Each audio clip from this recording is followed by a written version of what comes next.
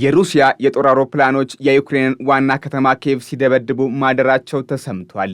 የኪየቭ ባለሥልጣናት እንዳስታወቁት ዛሬ ማለዳ በተደረገው ድብደባ በከተማዋ የሚገኙ መኖሪያ ቤቶች ወደ ፍርስራሽነት ተቀይረዋል። የአየር ድብደባው ለሶስተኛ ተከታታይ ቀን የተደረገ እንደሆነም ባለሥልጣናቱ ገልጸዋል። አልጀዚራ የዩክሬን የአየር ኃይል ዋቢ አድርጎ እንደዘገበው ከሩሲያ ከተላኩት 147 ድሮኖች ውስጥ 97 የሚሆኑትን ማክሸፍ ችሏል። ሮይተርስ ላይ የሰፈረው መረጃ እንደሚጠቁመው የሩሲያ ጥቃት የተደረገው የዩክሬን ባለሥልጣናት በሰላማዊ ውይይት ዙሪያ ከአሜሪካ ልዑካኖች ጋር በሳዑዲ አረቢያ ከተነጋገሩ ሰዓታት በኋላም ነው። አሜሪካ ግፊት እያደረገችበት ያለው ተኩስ አቁም መፍትሄው ምናልባት እስከ መጪው ወር አጋማሽ ድረስ ከስምምነት ይደረስበታል ቢባልም ሩሲያ አሁንም ጥቃቷን አላቆመችም። የዩክሬንና የአሜሪካ ልዑካን በውይይታቸው ሩሲያ የዩክሬን የኃይል መሠረተ ልማት ማዕከል ያደረገ ጥቃት እንድታቆም ሲሉም ተወያይተዋል። የሩሲያ ድሮኖች፣ ጀቶችና ቦምቦች ከ60 በመቶ በላይ የዩክሬን የኃይል መሠረተ ልማቶችን ኢላማ ያደረጉ ሲሆን 50 በመቶ ያህሉ ከጥቅም ውጭ መሆናቸውን በታይም መጽሔት ላይ የሰፈረው ዳሰሳ ያሳያል። ኒውዮርክ ታይምስ እንደሚለው ግን የቀሩትን መሠረተ ልማቶች ለመቆየታቸው የምዕራባውያን የአየር መቃወሚያ የዋለው ውለታ ነው ይላል። በትላንትናው ዕለት ከአሜሪካ ጋር የተደረገውን ውይይት መልካም እንደሆነ የገለጹት ቮሎዲሚር ዜሌንስኪ የችግሩ ቁልፍ ግን በክሬምሊኑ አለቃ መዳፎች ላይ እንደሚገኝ ተናግረዋል። እኚሁ አለቃ ጦራቸው በዩክሬን ሰማይ ስር መቅዘፉን እንዲያቆም፣ መሠረተ ልማቶችን ከመምታትም እንዲታቀብ ትዕዛዝ ካላስተላለፉ ንግግሩ ውሃ ቅዳ ውሃ መልስ መሆኑን ዜሌንስኪ ለመገናኛ ብዙሃን ተናግረዋል። በእርግጥ ባለፈው ሳምንት የአሜሪካው ፕሬዝዳንት ዶናልድ ትራምፕ ከቭላዲሚር ፑቲን ጋር በነበራቸው 90 ደቂቃ የዘለቀ የስልክ ውይይት ከዋናው ተኩስ አቁም በፊት ለ30 ቀናት በኃይል መሠረተ ልማቶች ላይ የሚደረግ ጥቃት እንደሚቆም መስማማታቸውን ገልጸው ነበር።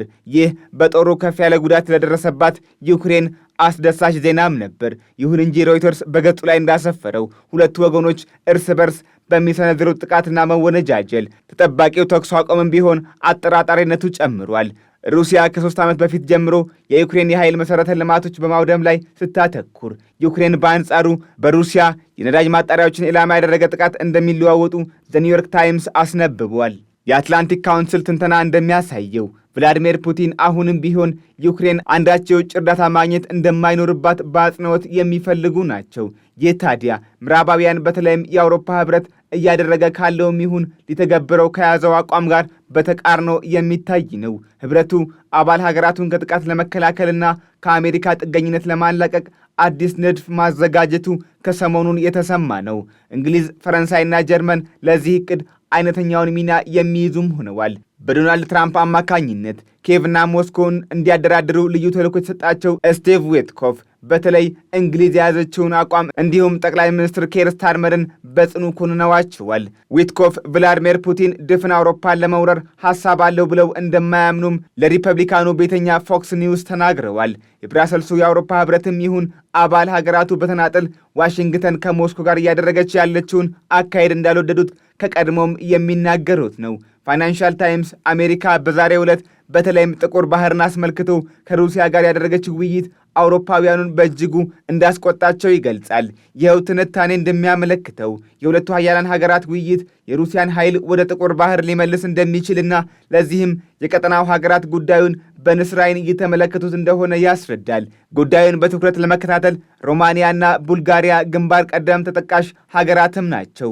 እንደ አሜሪካ ባለሥልጣናት በጥቁር ባህር ላይ ያለመው ንግግር ኪየቭና ሞስኮ በዚሁ ቀጠና የሚያደርጉትን የተኩስ ልውውጥ በመቀልበስ ሰላማዊ የንግድ እንቅስቃሴ እንዲኖር ለማስቻልም ነው። መረጃዎች እንደሚያሳዩት ዩክሬንና ሩሲያ አንዳቸው በሌላቸው የየብስ ክልል ላይ ውድመት እንደሚያደርሱት ሁሉ በጥቁር ባህር ላይ የገዘፈ የጥቅም ግጭት ውስጥ ገብተዋል።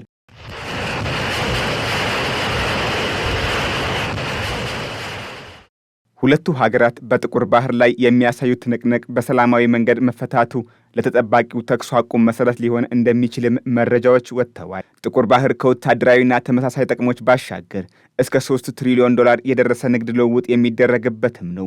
ምስራቅ አውሮፓ፣ ምዕራብ አውሮፓ፣ እስያና የአረብ ሀገራትን የንግድ ልውውጥ ለማሳለጥ ወሳኝ ክልል ስለመሆኑም የሚነገርለት ነው። ይህ ታዲያ የባህር ይዞታዎች የዓለምን አስተላለፍና የኃይል የበላይነት የሚወስኑ መሆናቸውን አንዱ አመላካች ሆኗል። ሩሲያ በዩክሬን ላይ ጦርነት ባወጀች ማግስት ይኸው ቦታ በተመሳሳይ ሲያከራክር እንደነበር እንደነበርና በቱርክ አደራዳሪነት ኪየቭና ሞስኮ የተስማሙ እንደነበር ሮይተርስ በዛሬው እትሙ አስታውሶታል። ይሁን እንጂ ስምምነት በተደረገ በዓመቱ ሩሲያ ከስምምነቱ ራሷን ማግለሏም እንዲሁ የመረጃ ምንጩ አስታውሶታል።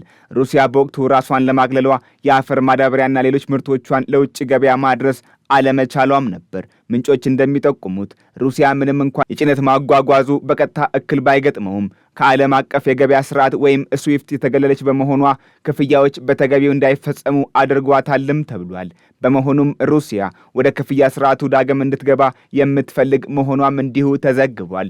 ዛሬ ሰኞ በሳውዲ አረቢያ ሪያድ ሩሲያ የደህንነትና የውጭ ግንኙነት ከፍተኛ ባለስልጣኖቿን ለድርድር ልካለች። እነዚሁ የሩሲያ ባለስልጣናት ሀገራቸው የመሰረተ ልማቶች ላይ ያነጣጠረ ጥቃት ላለማድረግ በገባችው ውል መሰረት ተግባራዊ ያደረገች ቢሆንም ዩክሬን ውሉን እንዳፈረሰችው ወንጅለዋል። ባለስልጣናቱ ተወያይተውበታል ከተባሉት ርዕሰ ጉዳዮች ውስጥ አንዱ የዩክሬን ኑክሌር ይገኝበታል። ትራምፕ ከዜሌንስኪ ጋር የስልክ ውይይት ማድረጋቸው ሲዘገብ የዩክሬን ኑክሌር በጋራ እንደሚያስተዳድሩም ቃል ገብተውላቸዋል። ዜሌንስኪ በሰጡት መግለጫ በሩሲያ ኃይሎች የተያዘው የዛፖሬዥያ ኑክሌር ወሳኝ የውይይት ነጥባቸው እንደነበር ተናግረዋል። ዛፖሬዥያ ከምድረ አውሮፓ ትልቁ የኑክሌር ጣቢያም ነው። ዩክሬን ከዛፖሬዥያ ከ20 በመቶ በላይ የኃይል ፍጆታዋን ታገኝበትም ነበር። የኑክሌር ጣቢያው ተመልሶ በእጃቸው የሚገባ እንደሆነ ከአሜሪካ ጋር ለማስተዳደር እንደማያቅማሙም ዜሌንስኪ ተናግረዋል። የውይይቱ ሌላኛው ጉዳይ ዩክሬን በሰሜን አትላንቲክ ጦር ቃል ኪዳን ድርጅት ኔቶ ላይ ስለሚኖራት ዕጣ ፋንታም ነው ሲሉ መገናኛ ብዙሃን ይፋ አድርገዋል። ዘኢንዲፔንደንት ላይ እንደተመላከተው ታዲያ ቭላዲሚር ፑቲን አሁንም ቢሆን ዩክሬን ወደ ኔቶ የመቀላቀል ፍላጎቷን እንድትሰርዝ የሚልም ነው። ይህ ደግሞ በዩክሬን ዘንድ ሕገ መንግስታዊ ግብ ያለው ውጥናቸውም እንደሆነ የሚነገር ነው። የዋሽንግተንና የሞስኮ አካሄድ ለምዕራባውያን ይቀበሉት ዘንድ የወደዱትም አልሆነም። አውሮፓውያኑ በዩክሬን ጉዳይ የይገባኛል ጥያቄ ሲያነሱም ወራት ተቆጥረዋል። በሪያድ የከተሙት ሁለቱ ልዕለ ኃያላን በእስረኛ ልውውጥ በሩሲያ ስለተያዙ አውራጃዎች፣ ስለ ማዕድን እንዲሁም ስለ መጻኢ የዩክሬን ሁኔታ የተመከረበት እንደሆነም ተመላክቷል። የሞስኮ ቃል አቀባይ ዲሚትሪ ፔስኮቭ ሩሲያ ሁሉንም ሁኔታዎች እየተከታተለች መሆኑንና አሜሪካም የሩሲያን አቋም በመቀበል ከድምዳሜ ደርሳለች ብለው እንደሚያምኑ ተናግረዋል። ይሁን እንጂ በመርህ ደረጃ የተደረሰበት መግባባት ተጨማሪ ስራዎች እንዳሉትም ሳይገልጹ አልቀሩም።